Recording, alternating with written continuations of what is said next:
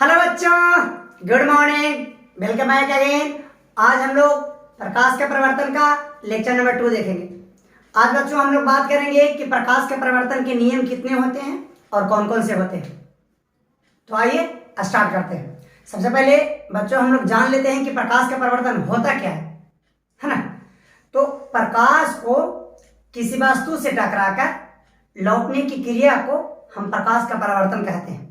देखिए बोर्ड पर हमने लिख रखा बच्चों, प्रकाश का परिवर्तन।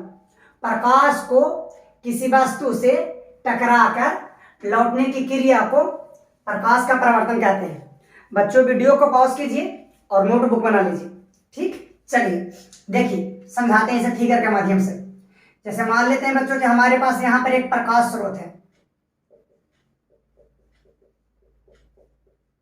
प्रकाश स्रोत एक प्रकार का वस्तु होता है जिससे प्रकाश निकलता है। ठीक, और यहां पर कोई वस्तु है, प्रकाश स्रोत से इस तरह से प्रकाश निकला और इस तरह से निकल कर आ रहा है और इस वस्तु से टकराकर इधर चला गया। तो बच्चों इस घटना को ही हम प्रकाश का परिवर्तन कहते हैं। इसमें क्या हुआ, प्रकाश स्रोत से निकलकर आया, इस वस्तु से टकराया और इधर की तरफ लौट गया। इस घटना को कहेंगे प्रकाश का परिवर्तन। एक और देख लीजिए, जैसे हमारे पास यहाँ पर इस समय प्रकाश स्रोत है, इधर से प्रकाश स्रोत से प्रकाश आया और इस वस्तु से टकराया और इधर की तरफ लौट गया। तो बच्चों टकरा कर लौटने की जो घटना है, देखिए प्रकाश को किसी वस्तु से टकरा कर लौटने की जो घटना है, उस घटना को हम कहते हैं प्रकाश का परिवर्तन। प्रकाश स्रोत, इससे बहुत सारे प्रकाश निकल रहा है, हमने केवल एक प्रकाश को दिखाया है। और दिखाना चाहता हूं, देखिए यहाँ से प्रकाश निकला, इस वस्तु से टकराया, इधर लौट गया। तो इस लौटने की घटना को, लौटने की क्रिया को हम प्रकाश का परिवर्तन कहते हैं। चलिए नेक्स्ट, हमने देखा बच्चों कि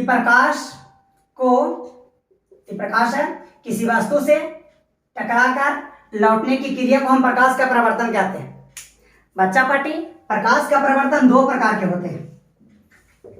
प्रकाश का परिवर्तन दो प्रकार के होते हैं, एक नियमित परिवर्तन और दूसरा अनियमित परिवर्तन। अब हम लोग देखते हैं कि नियमित परिवर्तन क्या होता है और अनियमित परिवर्तन क्या होता है। ठीक, चलिए तो सबसे पहले नियमित परिवर्तन। यदि बच्चों प्रकाश के सभी किरणों का परिवर्तन एक ही दिशा में हो, जैसे बहुत सारे प्रकाश की किरण एक दिशा से आ रही है और किसी वस्तु से टकराई और टकराने के बाद सभी के सभी किरणें एक ही दिशा में जा रही है, तो इस तरह के परिवर्तन को हम नियमित परिवर्तन कहते हैं। देखिए नियमित परिवर्तन के परिभाषा में लिख रखा है, यदि प्रकाश की सभी किरणों का परिवर्तन एक ही दिशा में हो तो उसे नियमित परिवर्तन कहते हैं। देखिए फिगर के साथ समझिए, पहले नोट कर लीजिए वीडियो को पॉज करके, उसके बाद बच्चों ये फिगर बना लीजिएगा। ये हमारे पास कोई पदार्थ है, इधर से प्रकाश की किरण आ रही है और टकराई इधर से और इधर चली गई, और कुछ किरण आ रही है, टकराई वस्तु से और इधर चली गई, और भी किरण है इस तरह से आई और यहाँ टकराई बच्चा और इधर वापस आई।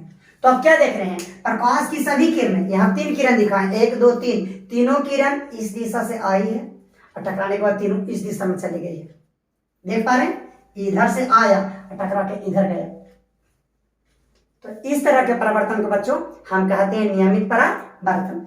फिगर बना लीजिए और नीचे लिख लीजिएगा नियमित परिवर्तन। ठीक, हाँ चलिए अब हम लोग देख लेते हैं अनियमित परिवर्तन। देखिए यदि प्रकाश की सभी किरणों का परिवर्तन एक दिशा में ना होकर सभी दिशाओं में हो तो इस तरह के परिवर्तन को हम अनियमित परिवर्तन कहते हैं। जैसे बहुत सारा प्रकाश की किरण किसी वस्तु पर पड़ा और सबके सब किरण एक दिशा से आ रहा था, लेकिन टकराने के बाद सभी के सभी किरण एक दिशा में न जाकर सभी दिशाओं में वितरित हो गया, फैल गए। तो इस तरह के परिवर्तन को बच्चों हम अनियमित परिवर्तन कहते हैं। देखिए अनियमित परिवर्तन की परिभाषा, यदि प्रकाश की सभी किरणों का परिवर्तन एक ही दिशा में न होकर सभी दिशाओं में हो तो उसे अनियमित परिवर्तन कहते हैं। फिगर के माध्यम से, चित्र के माध्यम से समझने का प्रयास करते हैं। देखिए हमारे पास एक कोई वस्तु है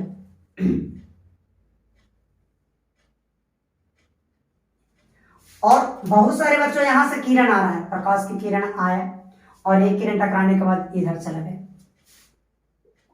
टकराने के क्रिया को ही तो हम प्रकाश का प्रवर्तन कहते हैं, टकरा के लौटने की क्रिया को। एक किरण आया यहां से, टकराया और इधर लौट गया। इसी तरह से और किरण, एक किरण आया और इधर लौट गया। और देख लीजिए, एक किरण यहां से आया और इधर लौट गया। तो आप क्या देख रहे हैं कि प्रकाश के किरणों का यहां परिवर्तन एक दिशा में ना हुआ है। देखिए, एक प्रकाश की किरण इधर से आया, इस दिशा में लौट गया। एक प्रकाश की किरण यहां से आया, इस दिशा में लौट गया। एक प्रकाश की किरण यहां आया, वस्तु से टकराया, इस दिशा में लौट गया। एक प्रकाश की किरण यहां से आया और इस दिशा में लौट गया। तो हम देख रहे हैं कि कुछ किरण इधर लौट गया, कुछ इधर, और दो किरण इधर लौट गया।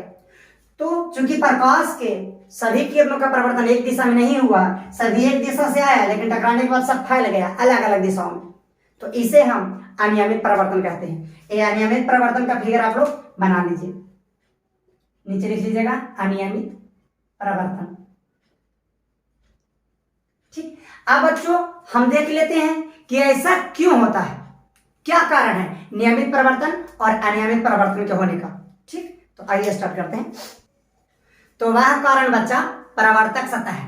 परावर्तक सतह के कारण ही नियमित परिवर्तन और अनियमित परिवर्तन की घटना हम लोगों को देखने को मिलता है। तो सबसे पहले देख लेते हैं कि परावर्तक सतह ही क्या होता है। तो बच्चों, जिस सतह से होकर प्रकाश का परावर्तन होता है, मतलब कोई वस्तु है, उसके जिस सतह पर कोई सतह पे प्रकाश पड़ा और सतह से टकरा के वापस लौट गया, तो जिस सतह से प्रकाश टकरा के वापस लौट रहा है ना, उस सतह को ही हम कहते हैं परावर्तक सतह। ठीक, देखिए परावर्तक सतह, जिस सतह से प्रकाश का परावर्तन होता है उसे परावर्तक सतह कहते हैं। अब देखिए, हमारे पास कोई वस्तु ऐसे करके और इधर प्रकाश की किरण आया और ऐसे यहाँ पे टकराया, तो यहाँ पर देखिए इस सतह से टकरा रहा है, इस से ऊपर वाला सतह से, और टकरा के इधर लौट गया। तो बच्चों, ये जो सतह है ना जहां से टकराया है, इस सतह को हम कहते हैं परावर्तक सतह। और देख लीजिए, जैसे देखिए ये कोई वस्तु है, प्रकाश की किरण इधर से आई इस तरह से और टकरा के इधर लौट गई। तो बच्चों, जिस सतह से टकरा कर लौट रही है, देखिए प्रकाश की किरण इधर से आया, इधर से आया, इस सतह से टकराया ना, इस सतह से टकरा के लौट गया, इस सतह से तो इस सतह को ही हम परावर्तक सतह कहते हैं। अब बच्चों, जिस वस्तु का परावर्तक सतह चिकना होगा, स्मूथ होगा, उससे नियमित परिवर्तन देखने को मिलेगा। और जिस वस्तु का परावर्तक सतह उबड़ खाबड़ होगा, रुखड़ा होगा, जिसके अंदर खांचे होंगे, उसे अनियमित परिवर्तन देखने को मिलेगा। अब देख लीजिए, मान लेते हैं कि कोई वस्तु है, इससे प्रकाश की किरण इधर से आया और टकरा के इधर चला गया। अब इसका सतह देखिए, जहां पे वस्तु टकरा रही है, प्रकाश टकरा रही है, ये हमारा सतह जो है ना, ये परावर्तक सतह। ठीक, तो यहां पर परावर्तक सतह चिकना है, इसीलिए इसमें नियमित परिवर्तन देखने को मिलेगा। सभी प्रकाश की किरणें एक दिशा से आएगी, सभी एक दिशा में चली जाएगी, एक दिशा से आएगी, सभी एक दिशा में चली जाएगी। दूसरा देख लीजिए, हमारे पास ये कोई वस्तु है, लेकिन इसका परावर्तक सतह बच्चों ऐसा है, ऊबड़ खाबड़ है। नियमित परिवर्तन और अनियमित परिवर्तन बताते समय भी हमने इस फिगर को जिक्र किया था, हालांकि समझा नहीं पाए थे। यहाँ देख लीजिए, ये ऊबड़ खाबड़ है, मतलब इसका परावर्तक सतह है, जहां पर प्रकाश टकरा रहा था बिल्कुल प्लेन है, एकदम चिकना है, लेकिन इसमें ऐसा नहीं है, खांच है। अब प्रकाश की किरणें बच्चों यहां से आएगा, टकरा के कुछ इधर चला जाएगा, कोई इधर से आएगा, कुछ इधर ही लौट जाएगा, कुछ और आएगा, कुछ और इधर ही लौट जाएगा, क्योंकि खांच परावर्तक सतह चिकना नहीं है, कुछ इधर आया, कुछ इधर चला गया। तो नियमित परिवर्तन और अनियमित परिवर्तन का क्या कारण था? परावर्तक सतह। जिस सतह से प्रकाश का परावर्तन होता है उसे परावर्तक सतह कहते हैं। परावर्तक सतह यदि चिकना हुआ, स्मूथ हुआ तो नियमित परिवर्तन देखने को मिलेगा, और यदि परावर्तक सतह उबड़ खाबड़ हुआ, खांचे हुई, तो हमें अनियमित परिवर्तन देखने को मिलेगा। ठीक, चलिए अब हम लोग देख लेते हैं प्रकाश का परावर्तन का नियम किसे कहते हैं। ठीक, आइए, प्रकाश का परावर्तन का नियम। बच्चों, प्रकाश की किरण किसी वस्तु से टकराकर लौटती है, इसे हम प्रकाश का प्रवर्तन कहते हैं। तो प्रकाश की किरण किसी वस्तु से टकराकर जिस नियम का पालन करते हुए लौटती है ना, उस नियम को हम प्रकाश का प्रवर्तन का नियम कहते हैं। जब भी प्रकाश की किरण किसी वस्तु से टकराकर लौटती है तो दो नियम को पालन करती है, और उन दो नियमों को ही हम प्रकाश का प्रवर्तन के नियम कहते हैं। यानी प्रकाश के प्रवर्तन के दो नियम होते हैं। देखिए प्रकाश के प्रवर्तन के नियम की परिभाषा। प्रकाश की किरण किसी वस्तु से टकराकर जिस नियम का पालन करते हुए परावर्तित होती है, मतलब वापस लौटती है, उसे प्रकाश के प्रवर्तन का नियम कहा जाता है। जैसे देखिए हमारे पास बच्चों इस तरह से कोई परावर्तक सतह बहुत ही चिकना है, अब हम चिकने की ही बात करेंगे, और यहां से कोई प्रकाश की किरण आया और यहां पे टकराया, और टकरा के बाद बच्चों इस तरह से परावर्तित हो गया, वापस लौट गया। तो यहाँ पर जिस नियम का पालन करते हुए ये लौटा है ना, प्रकाश की किरण आया, वस्तु से टकरा के लौट गया, तो जिस नियम का, यहाँ दो नियम का पालन करते हुए लौटती है प्रकाश की किरण, तो जिस नियम का पालन करते हुए लौटती है उस नियम को हम प्रकाश के प्रवर्तन के नियम कहते हैं। प्रकाश के प्रवर्तन के दो नियम बच्चों। प्रकाश के प्रवर्तन को दो नियम को समझने के लिए हमें 6 पदों की जानकारी होना अति आवश्यक है। तो आइए देखते हैं कि वे कौन से 6 पद है। यस, चलिए बच्चों, तो वे 6 पद आपको देख लीजिए, ये 6 पद है। ठीक, पहला तो है आपतित किरण, दूसरा परावर्तित किरण, तीसरा आपतन बिंदु, चौथा विराम, पांचवा आपतन कोण और छठा परावर्तन कोण। ठीक, आदि बच्चों इन 6 पदों को आप अच्छी तरह से समझ जाते हैं तो प्रकाश का प्रवर्तन का जो नियम है ना, ये 6 पदों से ही संबंधित है। तो बारी बारी से इन सभी को हम व्याख्या कर देते हैं। चलिए आइए, चलिए देखिए बच्चों, अब बारी बारी से हम सभी का जिक्र कर लेते हैं। तो सबसे पहले आपतित किरण। बच्चों प्रकाश स्रोत से निकलकर आने वाली किरण को जो सतह से टकराती है उसे हम आपतित किरण कहते हैं। देखिए प्रकाश स्रोत से निकलकर आने वाली और सतह से टकराने वाली किरण को आपतित किरण कहते हैं। फिगर देख लीजिए, हमारे पास एक कोई सतह है और यहाँ पर कोई प्रकाश स्रोत है, मान लेते हैं कोई बल्ब है, यहां से प्रकाश की किरण निकल के आ रही है। कि जो प्रकाश स्रोत से निकलकर आ रही है ना किरण, इस आने वाली किरण को, बहुत सारी इससे किरण निकल रही है, हम एक को दिखा रहे हैं। तो प्रकाश की किरण जो है, जो प्रकाश स्रोत से निकलकर आ रही है और सतह से टकरा रही है, इसे हम आपतित किरण कहते हैं। प्रकाश स्रोत से देख सकते हैं कि ये सब किरणें निकल के आ रही है और ये किरणें जो है सतह से टकराई है। तो प्रकाश स्रोत से निकलकर आने वाली किरण जो सतह से टकराती है उसे हम आपतित किरण कहते हैं। दोनों आपतित किरण होंगे। परावर्तित किरण, बच्चों प्रकाश की किरण सतह से टकरा के जब वापस लौटने लगती है तो उसे हम परावर्तित किरण कहते हैं। आपतित किरण परावर्तित किरण दोनों एक ही होता है बच्चों, लेकिन सतह से टकराने के पहले उसे आपतित किरण कहते हैं और टकराने के बाद उसी किरण का नाम परावर्तित किरण हो जाता है, क्योंकि वो टकरा के वापस जा रही है। चलिए, तो ये प्रकाश स्रोत से निकल कर आ रही किरण आपतित किरण, और एक किरण देखिए यहां से टकरा के इधर लौट गई, तो टकरा के जब लौट गई ये वाला किरण, तो इसी का नाम हो गया परावर्तित किरण। बात समझ में आ रही है? चलिए उसी तरह से और देख लीजिए, यहां पर मान लेते कोई प्रकाश स्रोत है, इससे प्रकाश की किरण इस तरह से निकला, तो ये निकल के आ रही है और यही किरण सतह से टकराई है, तो ये हमारे पास हो गया बच्चा आपतित किरण। और यहां से टकराने के बाद इधर लौट गई है, तो ये टकरा के वापस लौट रही है, जा रही है, तो इस किरण का नाम हो गया बच्चा परावर्तित किरण। अगर दोनों को देखा जाए तो आपतित किरण परावर्तित किरण एक ही है, वही किरण तो है, लेकिन टकराने के पहले उसका नाम आपतित किरण, टकराने के बाद उसका नाम हो गया परावर्तित किरण। चलिए नेक्स्ट 2 और देखते हैं। स्पेस कम होने के कारण बच्चों 2-2 को करके पढ़ाना पड़ रहा है, इसीलिए इसके लिए एक्सट्रीमली सॉरी। यस, चलिए सबसे पहले अब हम लोग आपतन बिंदु। बच्चों आपतित किरण सतह के जिस बिंदु से टकराती है उस बिंदु को हम आपतित किरण सॉरी आपतन बिंदु कहते हैं। देखिए आपतन बिंदु, आपतित किरण सतह से जिस बिंदु से टकराती है या सतह के इसको के कह देता बहुत अच्छा होगा। आपतित किरण सतह के जिस बिंदु से टकराती है उसे हम आपतन बिंदु कहते हैं। देख लीजिए हमारे पास ये सतह है और इधर कोई प्रकाश स्रोत है, इससे प्रकाश की किरण निकल रही है। एक प्रकाश की किरण को दिखा रहे थे, एक प्रकाश की किरण निकल के आ रही है और देखिए सतह से कहां टकरा रही है, सतह के यस इस बिंदु पर टकरा है। तो इस बिंदु को मान लेते हैं बिंदु P, इस बिंदु को कहते हैं आपतन बिंदु। यानी आपतन बिंदु वह बिंदु हुआ जिस पर प्रकाश की किरणें सतह से आकर टकराती है। अब एक और किरण की बात कर लेते हैं, जैसे कोई प्रकाश की किरण ऐसे निकला या और इससे टकराया, ये मान लेते हैं कि प्रकाश की किरण पहला है, इसको फर्स्ट प्रकाश की किरण कह देते हैं, इसको दूसरा प्रकाश की किरण कहते हैं। तो प्रकाश की किरण पहला जो है, देखिए यहां से प्रकाश स्रोत से निकलकर यहां पे टकराया है, तो इसके लिए बिंदु P आपतन बिंदु है। दूसरा प्रकाश की किरण यहां पर गया और यहां से टकराया, तो इसको दे देते हैं Q। तो बिंदु Q जो है वो दूसरे प्रकाश की किरण का आपतन बिंदु है। क्यों? क्योंकि पहला प्रकाश की किरण बिंदु P से टकरा रही है, जबकि दूसरा प्रकाश की किरण बिंदु Q से टकरा रही है। और हम जानते हैं कि आपतित किरण सतह के जिस बिंदु से टकराती है उस बिंदु को ही हम आपतन बिंदु कहते हैं। ठीक, चलिए अब बच्चों अभिलंब। आपतन बिंदु पर डाले गए लंब को ही हम अभिलंब कहते हैं बच्चों।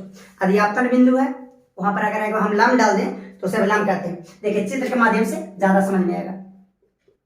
चलिए यहां से कोई प्रकाश की किरण आई, सब देख रहे हो ना, हाँ, सतह के इस बिंदु से टकराई, ये हो गया आपतन बिंदु। और आपतन बिंदु पर अगर हम लंब डाल दें बच्चों ऐसे करके, तो इस लंब का ही नाम पड़ गया है अभिलंब। देखिए आपतन बिंदु पर डाले गए लंब को अभिलंब कहते हैं। ठीक, आपतन बिंदु पर डाले गए लंब को अभिलंब कहते हैं। चलिए तो अभी तक हमने क्या पढ़ा बच्चा? अभी तक हमने पढ़ा, देखिए बताते हम लोग पढ़ लिए चार के बारे में कि ये प्रकाश की किरण आई तो इसे आपतित किरण, जिस बिंदु पर टकराई आपतन बिंदु, टकरा के वापस लौट गई परावर्तित किरण, इसका नाम बच्चा आपतित किरण। ये बिंदु जिस पे टकराई है आपतन बिंदु, टकरा के वापस गई है परावर्तित किरण। और बच्चों आपतन बिंदु पर यदि हम लंब खड़ा कर दे, लंब डाल दें, तो इसे हम कहते हैं अभिलंब। चलिए चार टर्म हो गया, अब दो पद और। तो अभी तक हम लोगों ने देखा बच्चा कि ए हमारा हो गया आपतित किरण, ए बिंदु जिसपे आपतित किरण आकर टकराई हो गया आपतन बिंदु,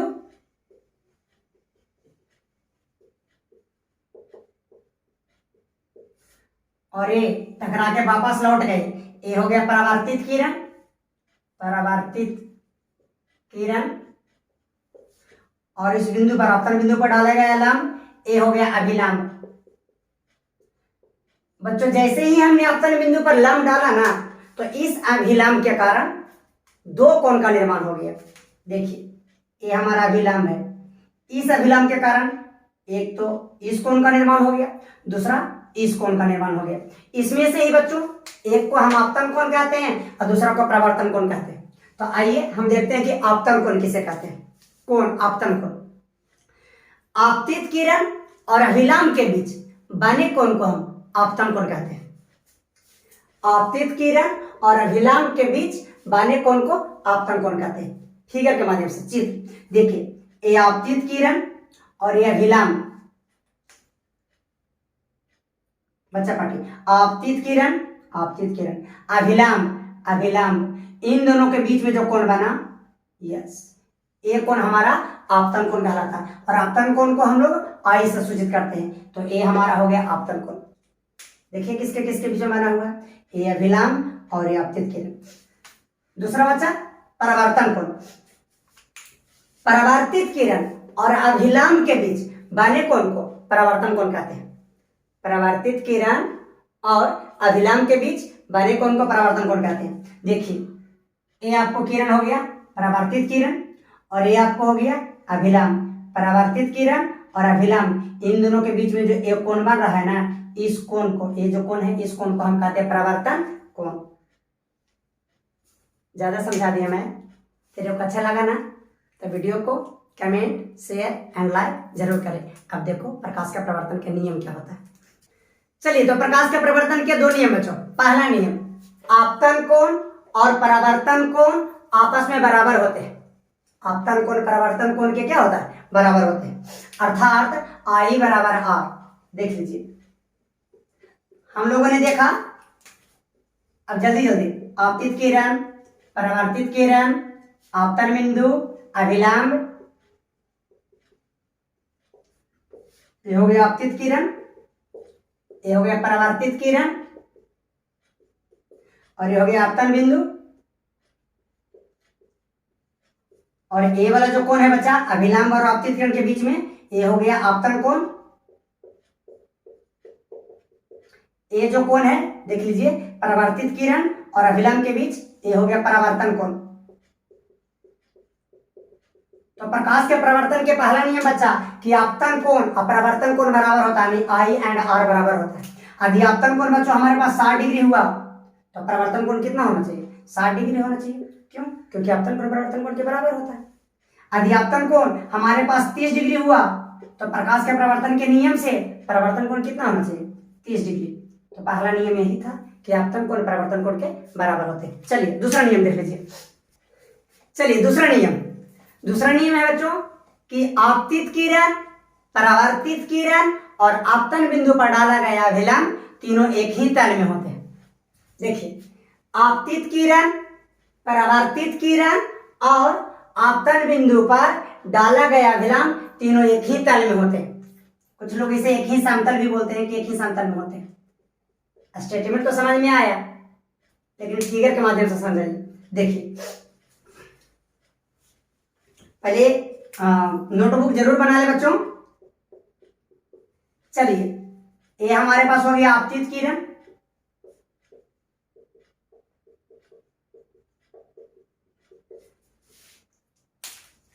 ये हमारे पास हो गया बच्चा परावर्तित किरण,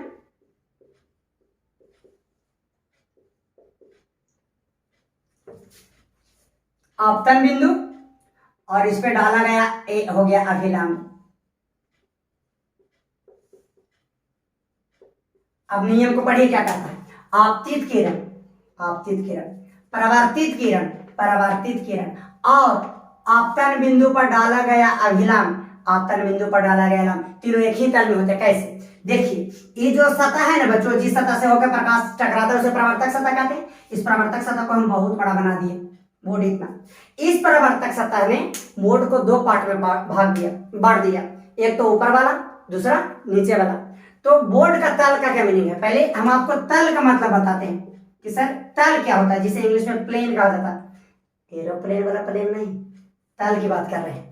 हाँ, जैसे हमारे पास ये बोर्ड है, ठीक। हाँ, तो इस बोर्ड के बच्चों इस सामने जितना भी जगह है, इस सामने दुनिया का जितना भी स्पेस आ जाएगा, ये इस तल का हो गया, इस बोर्ड के तल हो गया।